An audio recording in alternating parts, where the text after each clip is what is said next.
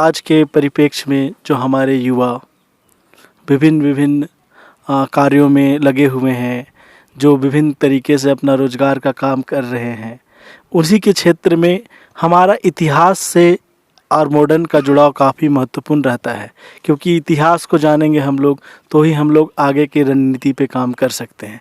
इसी के संदर्भ में आज हम लोग एक बेहतरीन घटना के संबंध में जानने का प्रयास करेंगे, जो कि सीलागांव ग्राम से ही शुरू हुआ था। यहाँ पे हमारे साथ बातचीत के लिए हमारे विस्तृत जानकारी देने के लिए हमारे बीच नवीन जी मौजूद हैं। नमस्ते नवीन जी।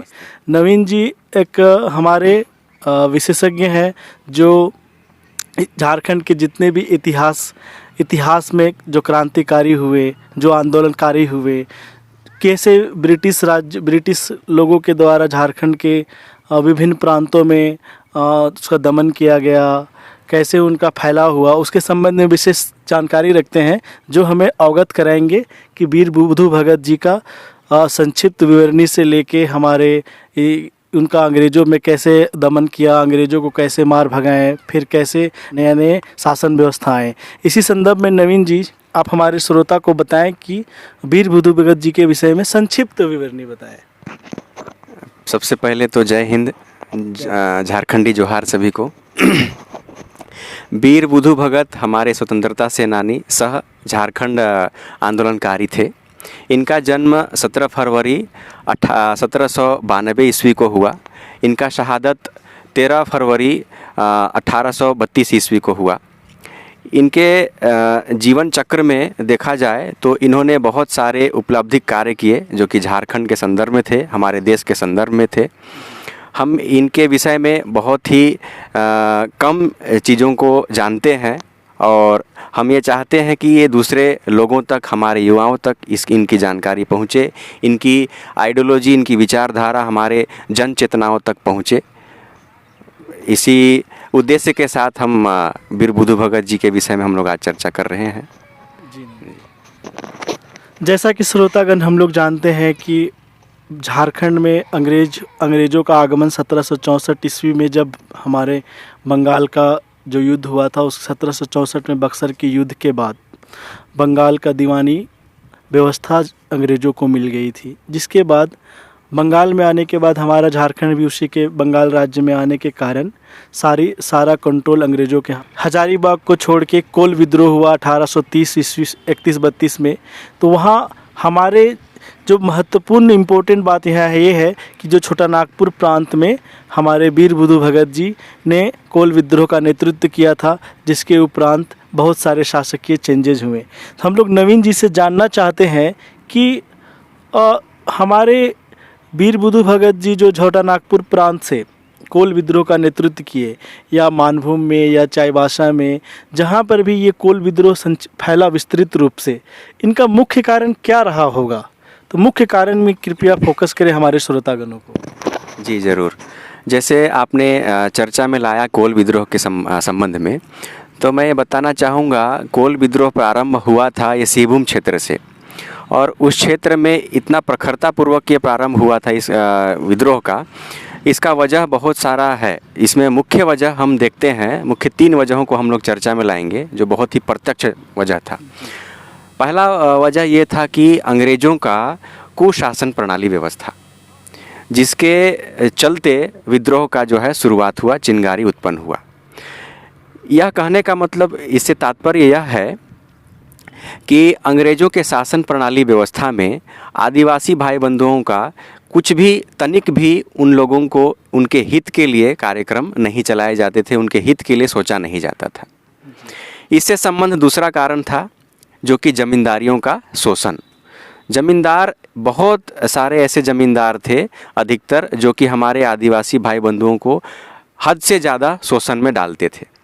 कहने का मतलब कि उनको अपने ज़मीन में काम करने के लिए भी बंधुआ मजदूर की तरह पेश करते थे। उनको भी बहुत सारा ज़मीन उनको काम करने के लिए देते थे, लेकिन उच्चतम कर लगा के उनको काम करवाते थे। इससे भी हमारे आदिवासी भाई बंधु बहुत परेशान रहते थे। ये भी विद्रोह का एक चिंगारी साबित होता है। तीसरा और महत्वपूर्ण है जो कि बंगाल और बिहार के बंगाल के पश्चिमी प्रांतीय इलाकों से और बिहार के दक्षिणी प्रांतीय इलाकों से बहुत सारे प्रवासी झारखंड में प्रवेश हो चुके और उन प्रवासियों को दीकू कहा जाता था। ये दीकू नाम जो है झारखंड के ही आदिवासी लोग इनको दिक के नाम से बुलाते थे। दिक मतलब दिक्कत, है ना। तो दिक्कत परेशानी में उन लोग डालते थे, इसे आदिवासी भाई बंधु ने दीकू कहते थे। और इसी संबंध में जितने भी दीकू लोग आते थे वो असामयिक तरीके से असमय तरीके से आदिवासी भाई बंधुओं का ज़मीन को हड़प लेते थे और ज़मींदारों से और अंग्रेज़ों से साठगांठ बना के उनके ऊपर वर्चस्व अपना शोषण करने के लिए डालते थे। इस वजह से ये 3 मुख्य कारणों को हम देखते हैं कि विद्रोह का सृजन माना जा सकता है। दूसरा चीज़ ये है कि विद्रोह जैसे शुरुआत होता है उस दरमियान में एक सिहभूम के नज़दीक एक तमाड़ में बंदगांव नामक जगह में एक मुंडाओं का सभा आयोजन किया गया था। उस दरमियान में सभी दूर दराज के क्षेत्रों जैसे सिहभूम, मानभूम, पलामू, टोरी, छोटा नागपुर बहुल इलाका, इन सभी से लोगों को बुलाया गया था। उसी सभा में हमारे वीर बुधु भगत भी सम्मिलित हुए थे और उस सभा से बहुत प्रभावित हुए थे और ये विद्रोह को अपने प्रतिनिधि में लेने का भरसक प्रयास किया था। श्रोता को बताएं कि वो क्या महत्वपूर्ण कारण रहे जिनके बाद ही हमारा कोल विद्रोह झारखंड में शुरुआत हुआ, जिसके बाद काफ़ी अहम शासकीय चेंजेस हुए, परिवर्तन हुए अंग्रेज़ों के द्वारा। नवीन जी, हम यहाँ ये जानना चाहते हैं कि क्या जो 1824 ईस्वी में जो अंग्रेज़ों के द्वारा एक पेय पदार्थ हड़िया पर भी टैक्स लगा दिया गया था, तो उसके बाद भी मैंने उसको भी एक अहम कारण माना जा सकता है क्या ये कोल विद्रोह के रूप में? नवीन जी जी, बहुत अच्छा आप चिन्हित मुद्दों को लेके आए हैं। ज्वलंत मुद्दे थे उस समय, क्योंकि हड़िया एक ऐसा चीज़ था जो कि धार्मिक जुड़ाव था आदिवासियों का। किसी भी पूजा हो, किसी भी आयोजन हो, सांस्कृतिक आयोजन हो, तो उसमें हड़िया को बहुत प्राथमिकता दिया जाता था। यदि आप ऐसे चीज़ों पर कर लगा दिया जाए, आप लगाते हैं, तो बेशक उनके लिए विद्रोह का एक कील साबित होगा। यह भी एक महत्वपूर्ण विद्रोह का कारण था। इससे संबंधित अनेक और अप्रत्यक्ष और प्रत्यक्ष विद्रोह का कारण भी है, जैसे हम जोड़ना चाहेंगे कि न्यायालय का उचित व्यवहार आदिवासियों के हितों में न होना। अगर आदिवासियों को कुछ ज़मींदारों से प्रॉब्लम है, दिकुओं से कुछ प्रॉब्लम है, तो ये न्यायालय जाते थे। लेकिन जो प्रवासी जज या वकील जो कि ब्रिटेन से आए हुए थे, तो उनके बीच में वार्तालाप करने में बहुत मुश्किल साबित होता था और अपनी बात को नहीं रख पाते थे। अगर रख भी दिए तो ज़मींदार के हावी व्यक्ति वहाँ न्यायालय में मौजूद रहते थे, जो कि जज को अपनी तरफ खींच लेते थे और इनके हित में उनका योजना नहीं बन पाता था। दूसरा कारण यह था कि हमारे जो भी सांस्कृतिक पहलुएँ थे, कल्चरल जितने भी इवेंट्स होते थे, कल्चरल का समागम होते थे, उसमें भी ज़मींदारों का बहुत ज़्यादा हस्तक्षेप था।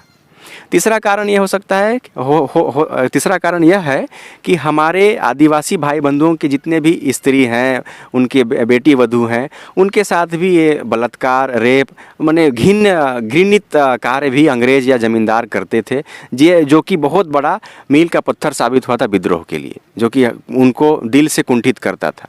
चौथा कारण ये है कि हमारा जितने भी पर्यावरण या संसाधन युक्त जितने भी क्षेत्र हैं, उन सभी पर्यावरण, जंगल संपदा, नदी संपदा, इन सभी तमाम चीज़ों में अंग्रेज़ों का हाथ था। पांचवा चीज़ कह सकते हैं कि खेती के क्षेत्र में डायरेक्ट जो है अफीम की खेती के लिए हमारे किसान भाई बंधुओं को परेशान किया जाता था, जो कि बिल्कुल ही उनके लाभप्रद नहीं था। अब फसल नहीं होगा, खाना नहीं खाएंगे तो क्या करेंगे, तो विद्रोह का कारण तो होगा ही होगा। बिल्कुल कोल विद्रोह के संदर्भ में बताया कि क्या वो मुख्य कारण रहे और हमारे आदिवासी भाई बंधु जो यहाँ पे रह रहे थे जंगलों में, उन्हें काफ़ी दिक्कतों का सामना करना पड़ा अंग्रेज शासन के समय में, जो अभी हम लोग तो ये मतलब महसूस भी नहीं कर सकते हैं कि क्या वो लोग सहे होंगे, क्या दर्दनाक जीवन से गुजरे होंगे। तो इनके हम लोग आगे बढ़ते हुए नवीन जी, हम हमारे श्रोता को जानना चाहेंगे कि वीर बुधु भगत कोल विद्रोह से कैसे जुड़े और वो छोटा नागपुर प्रांत में जो हमारे खूंटी के बंदगांव की घटना, तमाड़ में जो मीटिंग बैठकें हुई, उनके बाद हमारे छोटा नागपुर प्रांत में ये कैसे लोगों को एकत्रित किए और आगे बढ़ते हुए अंग्रेज़ों के खिलाफ एक। धन्यवाद नवीन जी, जो आप हमारे श्रोता को झारखंड में 1830-32 के दौरान हुए कोल विद्रोह के मुख्य कारण, अप्रत्यक्ष एवं प्रत्यक्ष कारणों के विषय में बहुत ही विस्तार पूर्वक बताएं। इसके लिए धन्यवाद नवीन जी।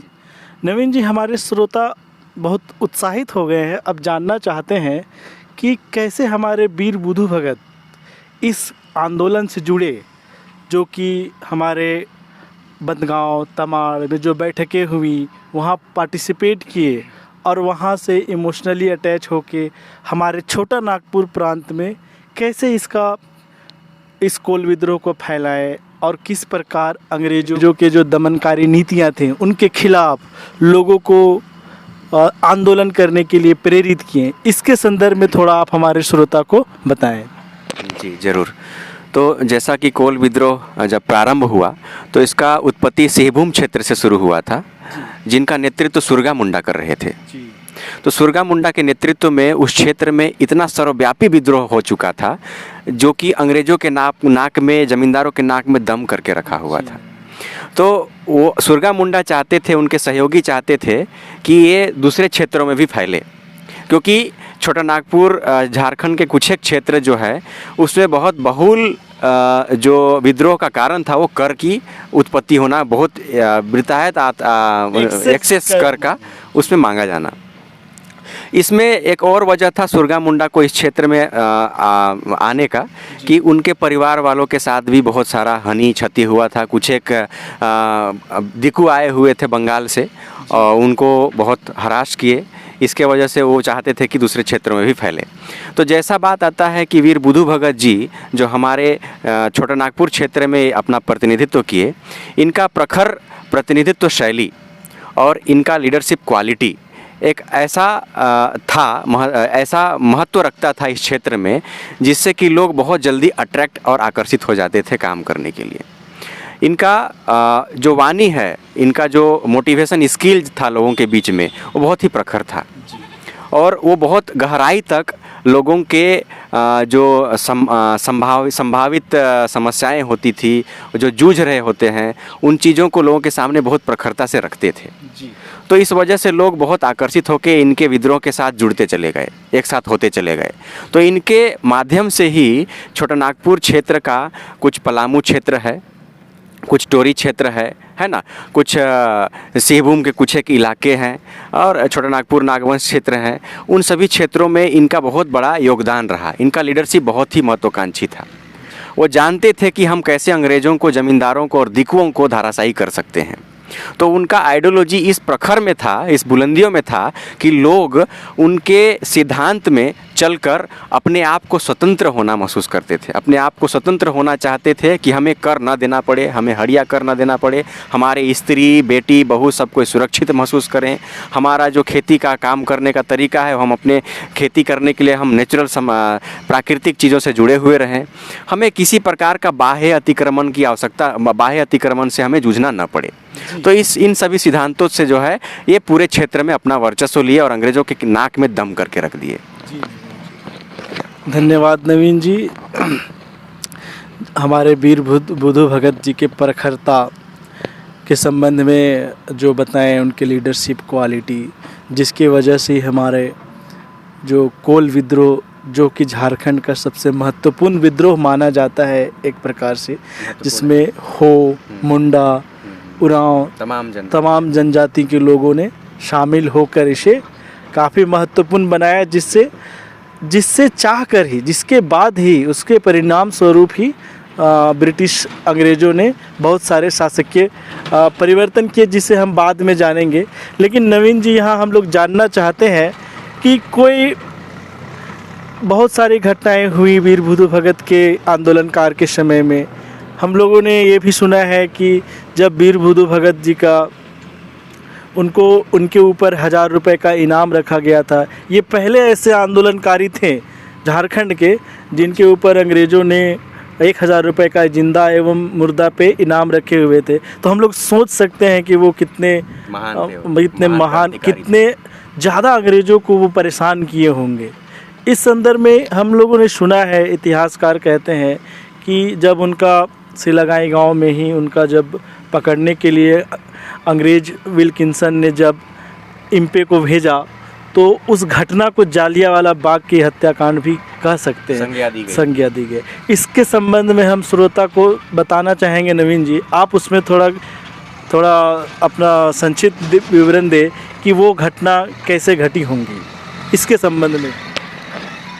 तमाम इतिहासकार कहते हैं, इवन अंग्रेज इतिहासकार भी कहते हैं, जैसे W.W. ब्लेट एक इतिहासकार, जाने माने इतिहासकार उस समय के थे, उनका भी ये मानना था कि ये आदिवासियों के खिलाफ जितना भी शोषण हो रहा है ये गैरकानूनी है, ये अनैतिक है, अमानवीय है, इसको दूर किया जाना चाहिए। तो ये इतिहासकार भी इस संदर्भ में बातचीत करते थे। रही बात उनको पकड़ने की, इनकी प्रखरता को काबू करने की, तो आप इस चीज़ से ही समझ सकते हैं कि इनके सिर के ऊपर 1,000 का इनाम था। जो भी व्यक्ति इसको जिंदा या मुर्दा पकड़ के अंग्रेज़ों को दे दे तो उनको 1,000 का इनाम था। उस समय की बात है, 1832 की बात है। तो उस समय 1,000 की महत्व आप समझ सकते हैं। दूसरा चीज़ ये है कि इस क्षेत्र के उस समय के इस क्षेत्र के जो कैप्टन थे विल्किंसन, उनके नीचे कार्यरत कैप्टन इम्पे थे। विल्किंसन ने उनको आदेश दिया कि आप जाइए सिलागाई गांव में जाकर वीर बुधु भगत जी को जो है आप पकड़ के लाइए, क्योंकि वो विद्रोह करता है। उनके आइडियोलॉजी में बहुत सारे युवा जन सम्मिलित हो रहे हैं और हमारे लिए दिक्कत कर रहे हैं शासन व्यवस्था में, तो आप उनको पकड़ के लाइए। और ये भी उनको आदेश दिया कि आप जितना क्राइम कर सकते हैं, जितना नीचे गिर सकते हैं, लोगों के साथ बद से बदतर सलूक कर सकते हैं आप कीजिए, लेकिन उनको पकड़िए। ठीक है, तो आप इस चीज़ से आप अवगत हो सकते हैं, इसी से आप माने दिमाग लगा सकते हैं कि उनका वर्चस्व, उनका प्रखरता, उनका व्यक्तित्व, उनका लीडरशिप क्वालिटी कितना महत्वपूर्ण था, जो हमारे देश के लिए, हमारे लिए बहुत गर्व की बात है। तो जैसे इम्पे सिलागाई गांव में आते हैं तो गांव के जस्ट बगल में कोयल नदी का बहाव है। तो उस कोयल नदी के किनारे किनारे जो है करीबन 150 से 200 माने 5 बटालियन सैनिकों के साथ अंग्रेज यहाँ पे उपस्थित हुए कैप्टन इम्पे के माध्यम से, और पूरे गांव को घेर लिया गया। घेरने के बाद करीबन 300 ग्रामवासियों ने यह कहकर विद्रोह शुरू कर दिया कि हम हमारे भगवान स्वरूप आंदोलनकारी स्वतंत्रता सेनानी वीर बुधु भगत को आपको नहीं सौंपेंगे। जब तक हमारा जान है तब तक जहान है, हम उनको मरने यहाँ से जाने नहीं देंगे। तो इम्पे ने अपना दिमाग लगाया, करीबन 2 दिन तक गांव वालों से लड़े हो, करीबन 2 दिन तक गांव वालों से लड़े। वो आए थे 12 तारीख को, 13 तारीख को उनकी शहादत हुई थी। 12 तारीख को आए, गोलबंदी घेराबंदी की, 300 लोगों को जलियांवाला बाग हत्याकांड की तरह निर्मम हत्या कर दी इम्पे ने।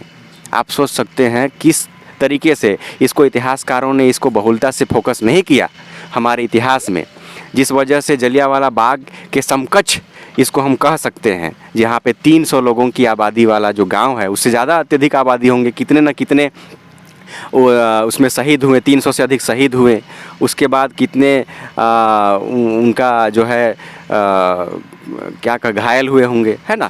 तो इन सब तमाम चीज़ों के बीच में इम्पे ने उनको पकड़ा, 300 लोगों को मारने के बाद पकड़ा। और जो अपनी कायरता को दिखा रहे थे इम्पे कि विद्रोह ना करो, लेकिन वो कायरता से हमारे देश प्रेमी, हमारे देशभक्त, हमारे स्वतंत्रता सेनानी डरने वाले नहीं थे और धधक उठता था विद्रोह। लेकिन फलस्वरूप 13 फरवरी 1832 ईस्वी को इनका शहादत हुआ। इनका शहादत होने के बाद बहुत सारे जो है परिवर्तन हुए, और आगे हम लोग इसमें चर्चा करेंगे। बीच हमारे वीर बुधु भगत जी के शहादत के विषय में बताया, और वो जो महत्वपूर्ण रहा कि वो अंग्रेज इम्पे पूरा गांव को साफ कर दिया, उसके बाद ही वो वीर बुधु भगत जी को वहाँ से पकड़ पाया। तो ये जो घटना है हमें तो काफ़ी निर्मम जालियांवाले बाग हत्याकांड जैसा ही लग रहा है। तो हमारे श्रोतागण, हमारे युवा लोग हैं, युवा झारखंड के लोग भी इस चीज़ को जाने हमारे इतिहास में कि हमारे जो जितना भी हम लोग अच्छे काम करते हैं, जिसमें अच्छे काम के लिए नेतृत्व करते हैं, लोग उनसे काफ़ी जुड़ाव महसूस करते हैं। उसके लिए भले जान चले जाएं, लेकिन हम लोग उसको जाने नहीं देते हैं। ये हम इतिहास से सीख रहे हैं नवीन जी। तो काफ़ी अंग्रेज इन पे ने निर्मम हत्या करने के बाद हम लोगों ने देखा कि छोटा नागपुर प्रांत में थोड़ा बहुत ये विद्रोह दमन हो गया, लेकिन दूसरे जगहों में ये कोल विद्रोह आगे बढ़ता ही गया, जिसके बहुत सारे कंप्लीट 1832 ईस्वी में कोल विद्रोह ख़त्म हुए झारखंड में। इसके बाद हम लोगों को 1834 ईस्वी में जो हमारा दक्षिण प्रांत अलग बनाया गया, बहुत सारे कुछ अलग परिवर्तन किए गए अंग्रेज़ों के शासन में। हम चाहते हैं कि हमारे श्रोता को बताएं आप कि कोल विद्रोह के ख़त्म होने के बाद जो अंग्रेज़ समझ गए कि अब हम लोगों को कुछ परिवर्तन करना पड़ेगा, नहीं तो ये विद्रोह आज कहीं से हुआ, कल कहीं और से होगा, होते रहेंगे। तो इसमें क्या क्या बदलाव किए ताकि वो शासन व्यवस्था को आगे बढ़ा सके अंग्रेज, थोड़ा इसके ऊपर अपना विवेचना करेंगे। जरूर। तो जैसा कि कोल विद्रोह का जो परिणाम हुआ वो बहुत ही रोचक है। हमारे वीर बुधु भगत स्वतंत्रता सेनानी ने अपना काम कर ही दिखाया अंततः, और अपने विचारधारा को इस तरह लोगों के दिमाग में निहित कर दिया कि अंग्रेज़ों को भी सोचना पड़ा कि कहीं ना कहीं हमारे शासन प्रणाली में, शासन व्यवस्था में ज़मींदारों को हमने अत्यधिक स्वतंत्रता दे दी है, दिकुओं को अनायास ही हमने आने की अनुमति दे दी है। इन सभी चीज़ों से हमको कंट्रोल करने की आवश्यकता है। अंग्रेज़ों को भी अनुभूति हुई, है ना। तो जैसे अनुभूति हुई तो विल्किंसन उस समय के इस क्षेत्र के जो है सेना के रूप में महत्वपूर्ण पद के रूप में थे वहाँ पर, यहाँ पर। तो उन्होंने यह कार्य किया कि इस क्षेत्र को एक नया क्षेत्र के रूप में तब्दीलीकरण किया, जिसको हम कह सकते हैं साउथ वेस्ट फ्रंटियर एजेंसी। तो ये जो एजेंसी लाया गया, ये एजेंसी कैसे यूनिक था, इस चीज़ को भी समझना ज़रूरी है। तो जैसे ये साउथ वेस्ट फ्रंटियर एजेंसी जब नहीं आया था, तब हमारे क्षेत्र में जो है वो बंगाल की भांति ही शासन व्यवस्था प्रणाली चलती थी। जैसा बंगाल में चलाते थे विल्किंसन साहब, उस तरह यहाँ भी चलाते थे वो, है ना, जो भी। तो ठीक उससे परिवर्तन का जो दौर चालू हो गया विद्रोह के बाद, और विद्रोह के बाद परिवर्तन का दौर जैसे चालू हुआ तो वहाँ जो रेगुलेशन एक्ट वहाँ चलते थे उसमें संशोधन करके इस क्षेत्र में रेगुलेशन एक्ट 13 को यहाँ पे लाया गया। उस रेगुलेशन एक्ट 13 और साउथ वेस्ट फ्रंटियर एजेंसी दोनों एक ही चीज़ है, जिसमें क्या है कि कुछ भी चीज़ का कुछ भी दिक्कत हो आदिवासियों को तो उसमें कुछ हद तक सहूलियत दिया गया था। 100% सहूलियत की बात हम ना करें तो बेहतर है, क्योंकि उसमें भी अंग्रेज़ों का जुल्म था।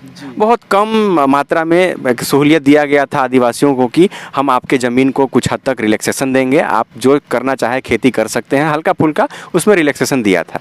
दूसरा चीज़ क्या है कि इस क्षेत्र को कुछ खंडों में बांट दिया। इस रूल के बाद कुछ खंडों में बांट दिया, जिससे कि शासन करने में इनको आसानी हो। जैसे क्या किया कि रेगुलेशन एक्ट 13 लाने के बाद रामगढ़ एक नया ज़िला बना दिया गया उस समय, है ना। और रामगढ़ नया ज़िला बना के वहाँ पे बहुत सारे कैंप स्थापित कर दिए, आर्मी कैंप वगैरह जो कुछ भी था उसी समय काल में स्थापित हुआ था, और वहाँ से शासन व्यवस्था ये लोग चलाते थे।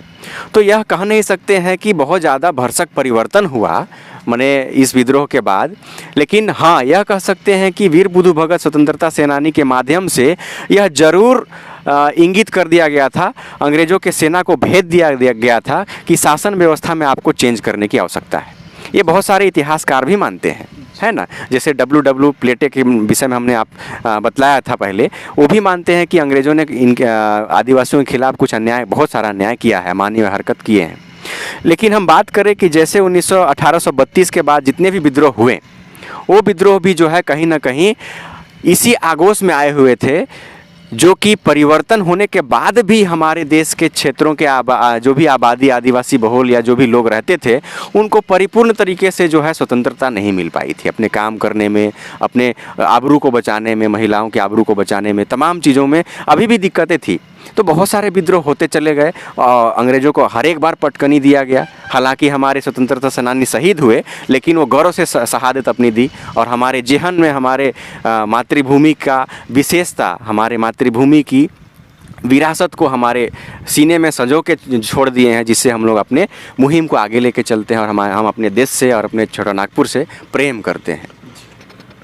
धन्यवाद नवीन जी, जो आपने हमारे श्रोता को कोल विद्रोह वीर बुद्धू भगत जी का योगदान, उनका जो शौर्य जो था, पराक्रम, उनका त्याग, उनका जो लीडरशिप क्वालिटी, क्षमता के संबंध में आपने हमारे श्रोता के बीच काफ़ी अहम जानकारी शेयर किए हैं। हम उम्मीद करते हैं कि हमारे इतिहास से जुड़े मिशन के अंतर्गत हमारे झारखंड के युवा हमारे इतिहास को जाने, हमारे इतिहास में जो महत्वपूर्ण पदों पे कार्य किए, पहले जो ज़मींदार थे, जो दीकू बाहर से आके हमारे यहाँ जो ज़मीनों पे काम करते थे, उनसे टैक्स लेते थे किसानों से, तो काफ़ी बहुत दमन करते थे। तो हमारे इतिहास से सीखने की ज़रूरत है कि पहले हमारे योद्धा, हमारे सेनानी किस प्रकार से अपना त्याग, बलिदान, अपना पराक्रम से आगे बढ़े और अंग्रेज़ों के एक मजबूत ठोस संस्था को हिला के रख दिए, ठीक है, दिल से हिला के रख दिए थे। तो हमें अभी तो कम से कम हम लोग अपना डेमोक्रेटिक कंट्री में रह रहे हैं, तो हमें कम से कम उम्मीद करते हैं कि युवा हमारे इतिहास से सीखे और हमारे यहाँ पे जो डेमोक्रेसी है उसमें पार्टिसिपेट करे और अपने एरिया का नेतृत्व करे और उसे आगे बढ़ाने में अहम भूमिका निभाए। धन्यवाद। मैं भी कहना चाहता हूँ जी। पंकज जी कि जिस क्षेत्र से आंदोलनकारी उभर कर सामने आए, उन आंदोलनकारियों के लिए हमारे देश के सरकार के माध्यम से, हमारे झारखंड के सरकार के माध्यम से कुछ ना कुछ पहल लेके आनी चाहिए, जिससे कि हमारे सिलागाई ग्राम के विरासत को एक धरोहर के रूप में संजो सके, उनके पीढ़ियों को एक ऐसे दर्जों में दिया जा सके जिनसे वो अपने जो भी उनके पीढ़ी जो भी पराक्रमी तरीके से हमारे छोटा नागपुर या देश को स्वतंत्रता दिलाने में जो अपनी भूमिका निभाई, उनसे वो गौरवान्वित महसूस करें। और हमारे क्षेत्र जो सिलागाई गांव है, ऐसे तमाम गांव होंगे, ऐसे तमाम क्षेत्र होंगे जहां से स्वतंत्रता सेनानी उभर के आए हैं, तो हम उन सभी क्षेत्रों में सरकार का ध्यान आकृष्ट करना चाहते हैं, आकर्षित करना चाहते हैं कि उन क्षेत्रों में वो जाएं और उन क्षेत्रों के विकास मुद्दों पर बातचीत करें और प्रखरता से उस क्षेत्र को विकास के मुख्य धारा से जोड़ने का प्रयास करें, जिससे कि हम बहुत सारे गरीबी और प्रवास, माइग्रेशन, इन सभी चीज़ों को हम लोग दबा सके और खुशहाल जीवन की कामना कर सके। इसी के साथ मैं आपको धन्यवाद ज्ञापन करता हूँ, हमारे टीम को धन्यवाद ज्ञापन करता हूँ। धन्यवाद नवीन जी। जोहार, जय हिंद। जोहार, जय झारखंड।